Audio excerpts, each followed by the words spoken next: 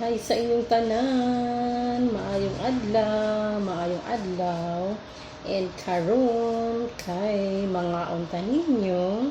So ako lang nagtrapuan akong kamot. Nangunaw ako, then ako lang siyang gitrapuan kay oily kaay siya. And then kanang mga unta o ginatawag sa mga Indian pagkaon ni siya it's a puri chana. So mo ilang bread ni nila para sila rice na pod ni nila. So na siya duha ka buok.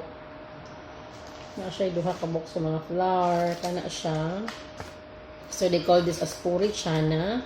Kaya po siya partner nga kaning murag pang dip nila. So para sa uban is dili sa ganahan kay yellow of color or nanay nana kana mga maselan kaayo ba. Ako manggod kay ako orang lang ang arte.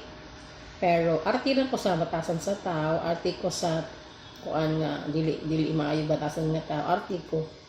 Pero when it comes sa pagkaon, as long as dili makahilo para nako, mukhaon jud ko basta kay lami ra para nako. So mao ni siya. So bati ka siya ginaw tanawon sa pero lami ni siya. Lami ni siya to be honest, para nako is lami siya. And then nasa kuy karaki. Then mga unta ninyo.